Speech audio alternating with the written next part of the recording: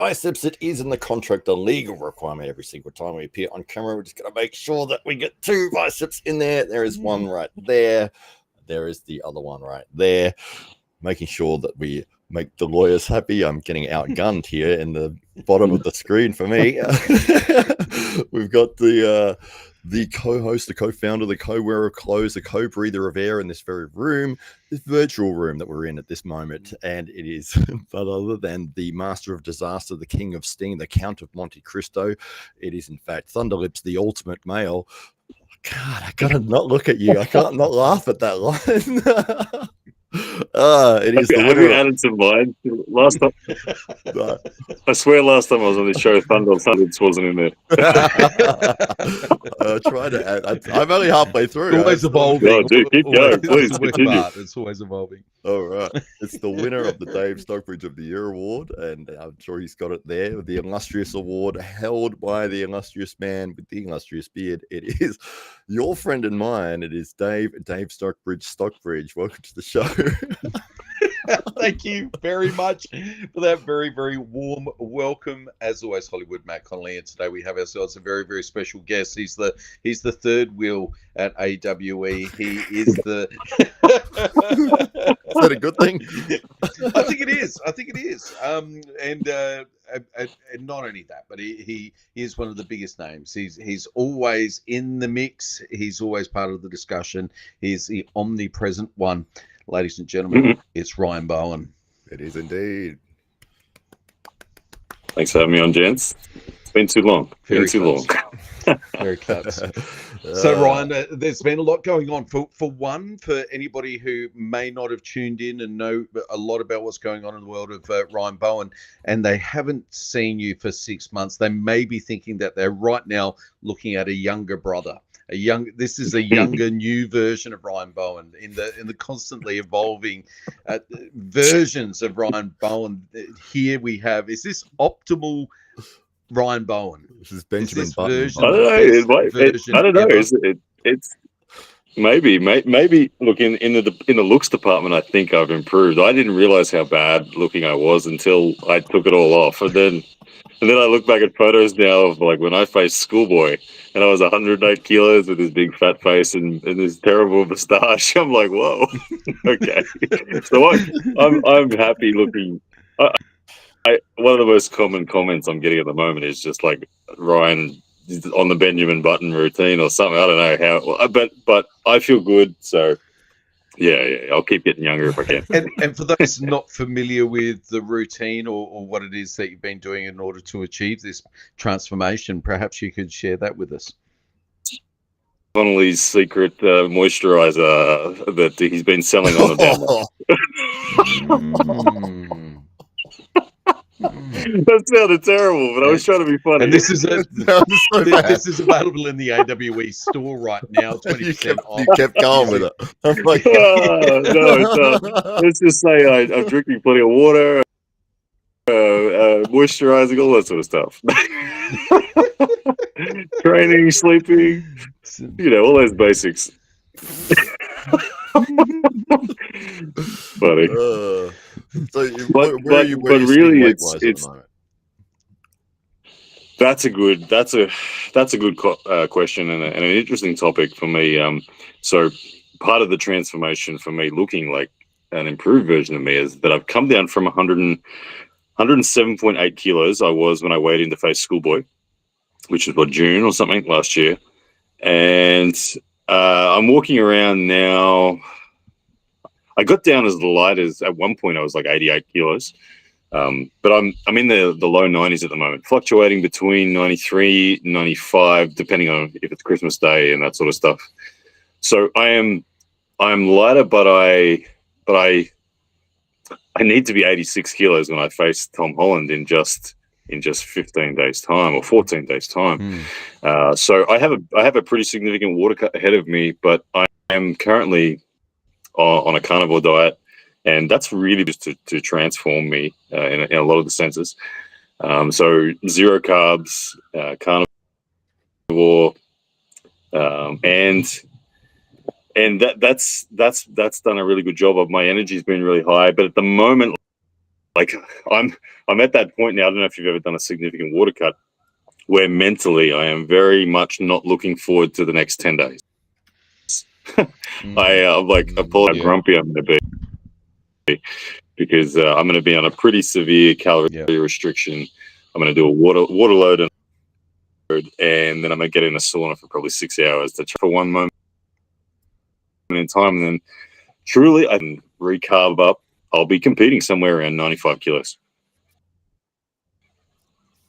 And so what does training look like leading up to a water cut like that? Will there be any training? Do you just go light? What does it look like?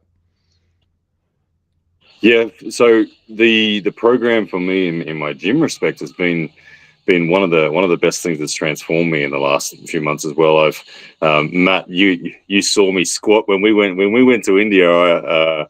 We were introduced to, well, Matt's been squatting for a while, but I was definitely introduced to the squat, and I found it quite intriguing. And my body's functional ability was really poor. So I've been working on my posture a lot. I've been working on overall functionality. And so the last month has been a really transformative month. And as I'm approaching this match, it's backing off on intensity, but there's still plenty of volume going on. But I am in that phase now where I'm no longer going to be setting any PRs. I'm not going to stretch any ligaments. I won't do any more table time. So, but I still have probably 5 more days in the gym still where I will do my general, what I would call maybe just a bodybuilding routine. Like I won't do any more arm wrestling specifics at all. Nothing that'll stretch my elbow or wrist. But I'll still be doing lat pull downs. I'll still be doing bench press. Still do some squats, all that sort of stuff. It's interesting that you mentioned posture, because you always struck me as somebody who had like a quite rounded shoulders, and some people just seemingly are that way naturally. You don't seem that way anymore. Well, that's what I'm trying to get my shoulders back. Like this was my natural position for a long time. And so trying to get to the point where my shoulders sit back, I have the habits of stretching and doing pullovers. So weighted pullovers every day now. And I've been doing that for about a month and a half. And that, I swear I'm an inch and a half taller. Well, maybe not an inch and a half taller, but I reckon I'm standing taller now for sure. It's fairly evident when you look at the photos of me in the last month, how significantly different I appear. And I attribute most of that to the posture changes, that my shoulders are back all of a sudden. It's changed a lot. But as I'm getting that better posture and improved functionality, it's exciting. Like I can feel differences in my body that I haven't experienced for my arm wrestling career, where firstly I was someone who went all in on the very specific natures of hand and wrist. I'm in a season now where I'm building strength across my whole body, and that's really enjoyable mentally and physically. This match here against Tom will be the first time that I get to really see if it's had a positive effect, and so I can't wait. What did you know about Tom Holland coming in? Tom is you could find quotes of me saying Tom Holland is my favorite arm wrestler. Over the last few years, I've been a huge fan of Tom Holland. Tom is one of those people that was raised an arm wrestler. So his father was a professional arm wrestler himself. So Tom has been arm wrestling his entire life. I think Tom is in his mid-30s. I'm not exactly sure of his age, but I think he's in his mid-30s. But he's been arm wrestling genuinely for about 20 years, like at the big level. When I say 20 years, probably that's probably starting when he was maybe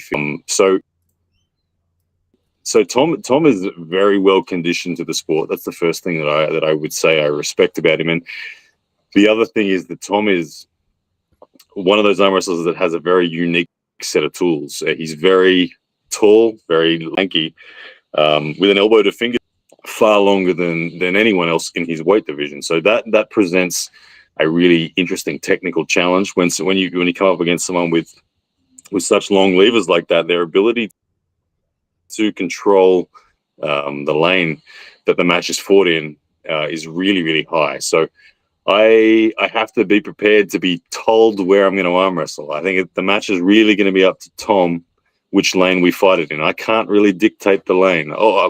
As the man with the shorter arm, my natural advantage is that I should, in theory, in biomechanical theory, I should be able to employ side pressure more rapidly than the man with a longer arm. And the man with a longer arm, bigger hands, should be able to dictate control more effectively. So that's kind of the balance of the biomechanical situation. And yes, as you can see here, Tom and I have gripped up once before just as a practice fit. And I love this pool because we both were sitting there and Tom kept pinning me and I was able to hold him off. But I know for the life of me in that pool there, that practice pool, that I did not have an ability to pin him. I could see how to pin him,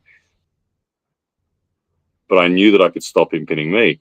So this match could be an absolute blinder where we just get stuck, where we can both defend, but we can't finish. So I'm very excited and very honored to face someone of Tom's caliber. He's been the #1 arm wrestler in the UK for a long time, regardless of weight. Like, he's been the overall #1, even though he himself's only an 86 kilo puller.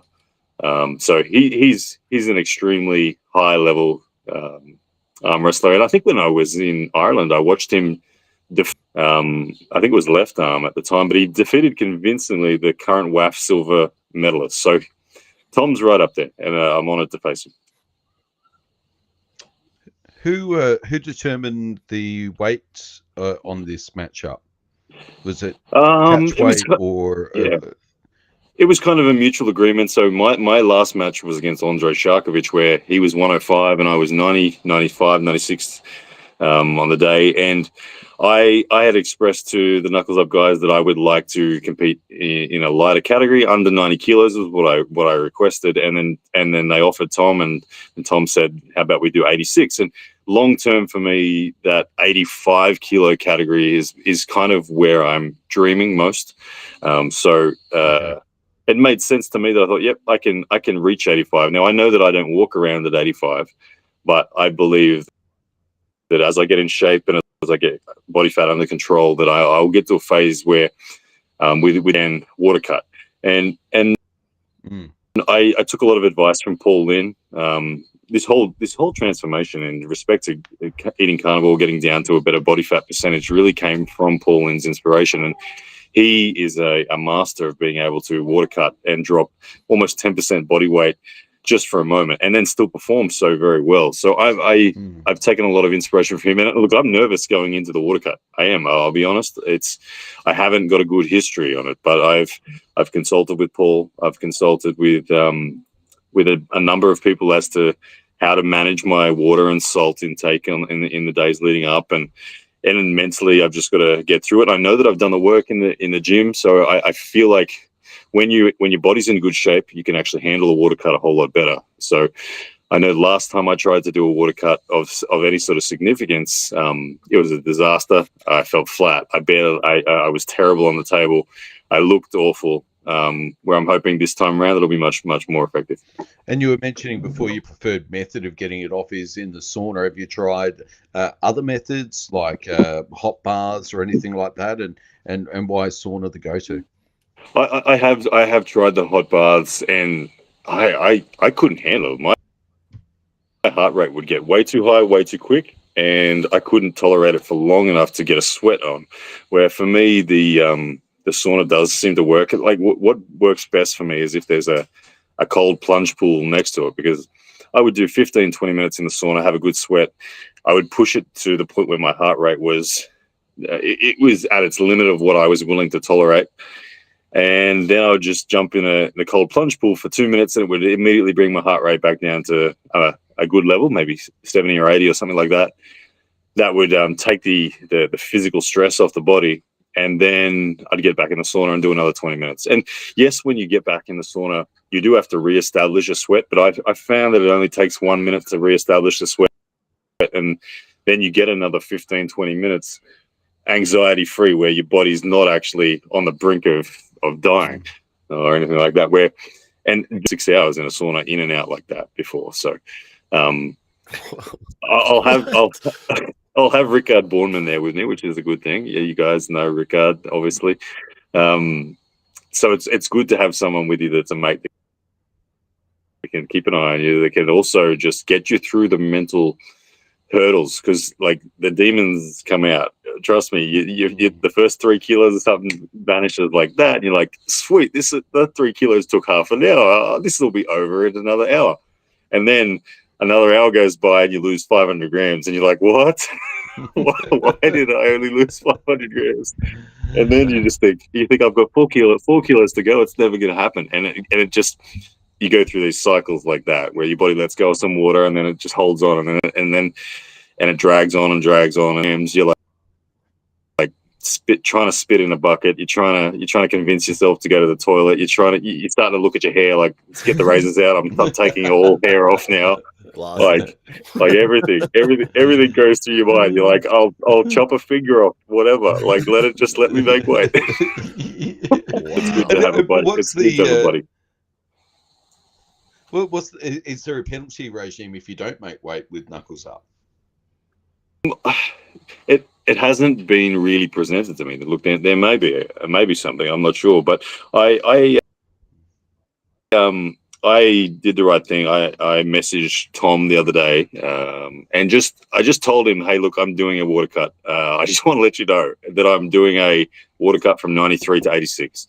And I said I make it, and I intend on making it to 86 kilos. But if I don't, I just want you to know that this is what's going on. And so he was totally cool about it. He didn't have a drama at all. Like Tom's a guy that takes on super heavy weights routinely, and it doesn't bother him. He's the number one in the UK at from 85 kilos. He beats all the super heavies.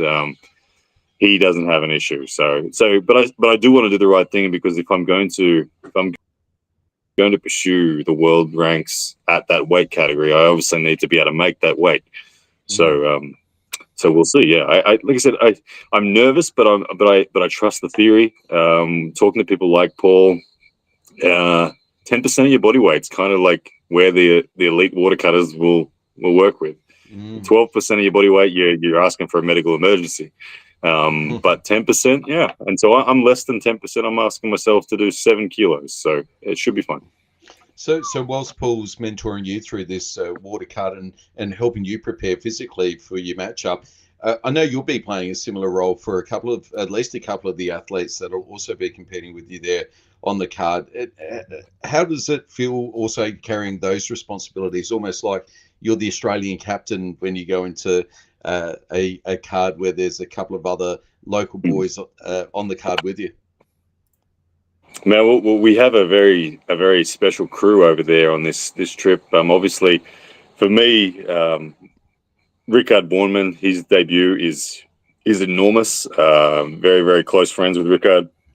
I've had the pleasure of witnessing his journey right from the beginning, and I just know how much heart he's got, how much he's put into it. So really looking forward to watching him face Don Underwood, and then of course Mario Tembakis is in amazing form. He is absolutely crushing it at the moment, and he's got a huge opportunity going up against Ron Barth. Like, I have pulled Ron. I have known Mario a long time. I'm very, very excited for Mario, and I feel like he has such a good shot of winning this match, and that'll propel him so high up in the world reputation. So very, very excited. And then I think Matei Urangi is going to be there as well. He's got a match. So there's a whole bunch of us there that are going to be competing from the Oceanic region, and it's always an honor to be able to have your buddies there, but particularly being in the corner of Rickard Bornman is going to be special. I know he's a passionate man, and he will be. It'll mean a lot to him just to have this opportunity. So yeah, hopefully I can witness a resounding victory from Rickard and Mario. Absolutely. We've got a couple of comments here from some of the awesome regulars that always jump in on every arm wrestling stream around the world. And Phil Woody has finally caught one of our lives. He's obviously over in the UK, and it's almost like the PMs and AMs are completely reversed for us. It's like, but 7 p.m. is 7 a.m. for them. It's never like a good time to match up with the UK. Yeah. But great to see him in here. He says, hey, I finally caught him live. Hello, lads. I was with Tom yesterday, looking forward to one sure to be a banger. So great to see you there, Phil. And Josh Barker has said surely he's not ranked number 1 at 85 kilo above in all categories. Well, in the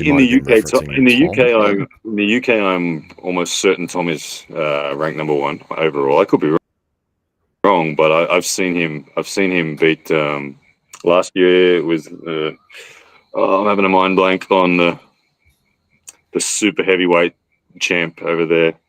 But I've seen him in Left Hook Wars beat Mindaugas Dolskus, who's the big super heavyweight that's living in the UK, and that's phenomenal. That's a guy who went through Mate Rangi, and there's Tom Holland putting him in a hook and out rotating him. You think, my goodness me.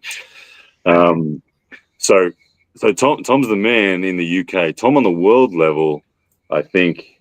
Arm wrestling doesn't really have formal world ranks outside of divisions like East vs West and things like that, where they might have it just within their ranks. But like Tom Holland is someone who I think he's top 10 in the world at 85 kilos. It would be my personal opinion of him. In terms, like I said, he did beat the WAF silver medalist in Ireland quite convincingly. But Craig Touye is a multiple WAF world champion. He's the USA's number 1 at that weight. Tom's right up there. At the end of the day, Tom's right up there. Yes, he's not David Musha, who's the world champion, and Nerdlet Darkin, who's the rightful number 2. Those two guys are clearly the top. But the list doesn't go deep before Tom Holland's name's on there. So if you get this victory, you would sort of essentially be putting yourself in that top 10 in the world in the under 85 kilo category. That's the dream. That's the dream, is to show myself as capable and worthy of being on that recognized list. Have a bunch of people that I would love to have an opportunity to group up with. I think if the match goes well with Tom, there will be plenty of opportunities. But look, even if the match doesn't go well with Tom, I'll still work hard and still keep chasing this. So I'm definitely someone who's all in. I'm really enjoying the transformation of my body, and I'm excited. I'm excited just to see what happens. I actually don't know what my level is right now. It's been a very big transformation for me over the last 6 months. In particular, has been quite a big transformation. So we'll see. Like, I haven't even had that much table. I got to group up with Lachlan Carpenter a couple of days ago as a bit of a test run, but it's just been gym. It's just been really focusing on the gym. And so Tom Holland will be a huge test for me. He's amazing. Like, truly, I have actually always been terrified of Tom. If I'm honest with you, his length lever has always scared me. I've always thought, oh man, I'd hate to face Tom Holland. He's got weapons that just give me nightmares. But when the match was offered to me, I instantly said yes, of course. Like, I'm someone who likes the deep end, but Tom's a scary man. Absolutely. Josh Barker is asking, how did Lachlan Carpenter feel? Yeah, look, Lachlan is he's one of those guys that has been incredibly committed, and I'm always impressed with his progress. Lachlan, I think he said he was 115 kilos on the day, looking really lean. He was. If I tried the top roll, his high game was too much, but I felt really good being able to force into a hook and control his pronator. So, look, Lachlan Carpenter and I have always historically been quite close, and it still feels like that's the case. It still feels like if we had a match, it could go either way. But I liked that as an indication of where I'm at, because everyone had been telling me the word on the street was that he was in amazing form. So if he is in an amazing form and I was able to still be right there back and forth with him, then that certainly set me up mentally to feel good going into this match as well. Absolutely. There's a good question here from the Drew. He says, is surgery the only way to fix that ulnar nerve issue? You know, long term, it may be, and it certainly has been on my mind for the last 3 months. Since facing Schoolboy, I became aware that I was struggling with side pressure, and trying to investigate what was going on, I ended up identifying under ultrasound that my ulnar nerve, as they described it, was dislocating. And what that looks like visibly was when my arm was straight, it was in the right groove, and then inside of about 100 degrees, the nerve would jump out about 2 centimeters outside of the groove where it's meant to be, and it would therefore get compressed by the soft tissue and send a radiating sort of nerve-style pain through for me, up the back of my tricep.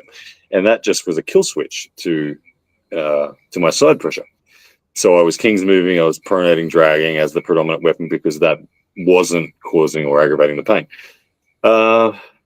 I was at the point where I was thinking, yes, surgery is going to be the only answer. I spoke to Devin. I know he's had the surgery and he said it was fantastic.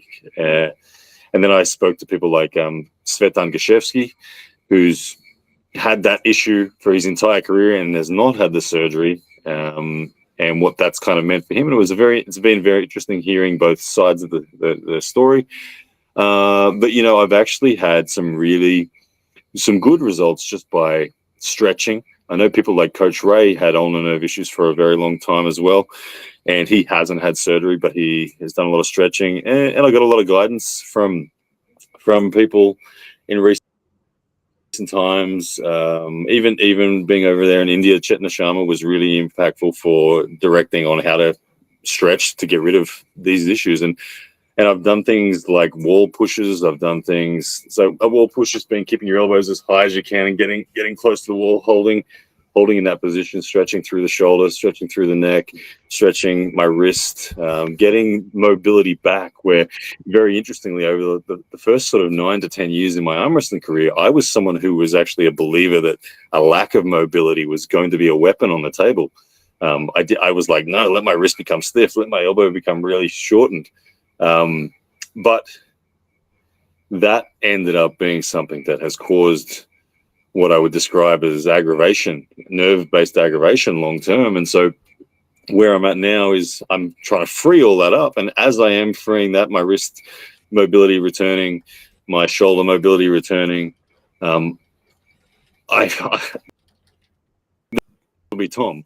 But what I felt against Lachlan Carpenter the other day was the nerve issue not so present as it had been in the previous month or two. So I'm looking forward to finding out. I can't definitively say that it's been good enough that I don't require surgery, but there is an improvement at the moment that I'm looking forward to taking out for a test run. That's good news. Very nice. Yeah. And so no, it feels good. It was one of those.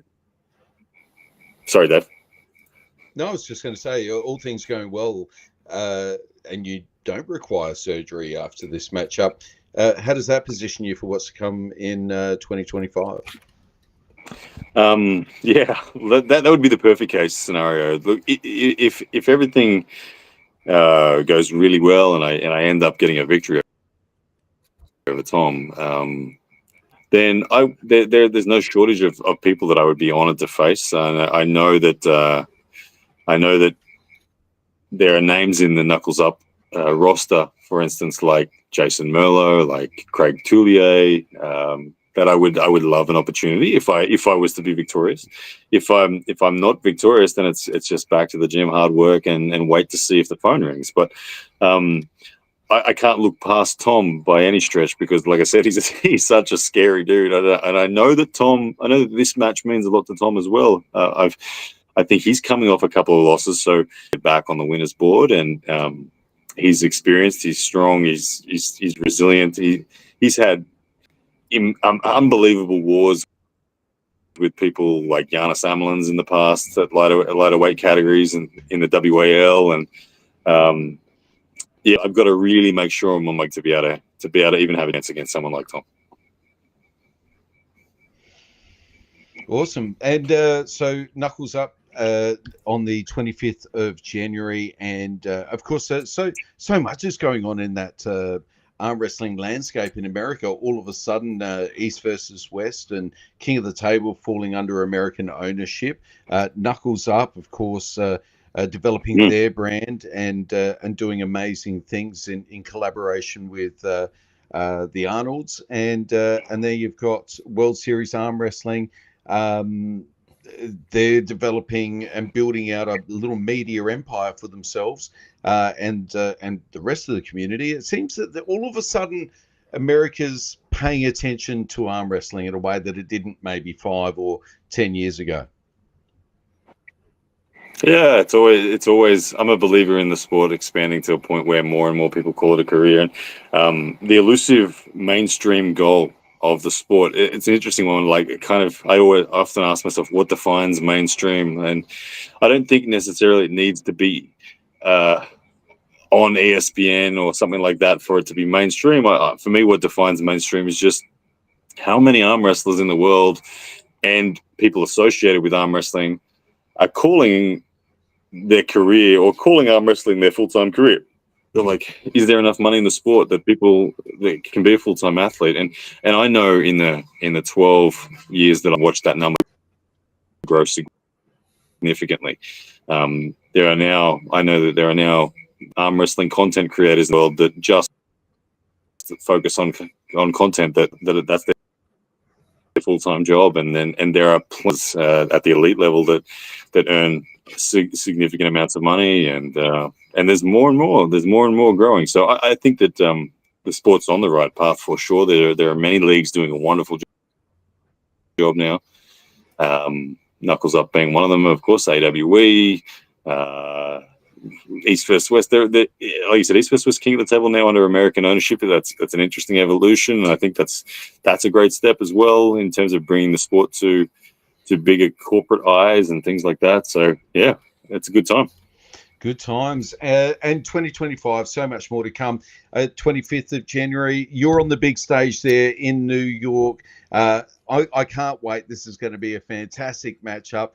We absolutely wish you all the very best. And of course, this is your nightly arm wrestling show. This is Arm Wrestling Tonight. It's a half hour, 5 nights a week. We're bringing you some of the stars of the arm wrestling world tonight. Ryan Bowen, thank you very much for joining us and wishing you all the very best on the 25th of January.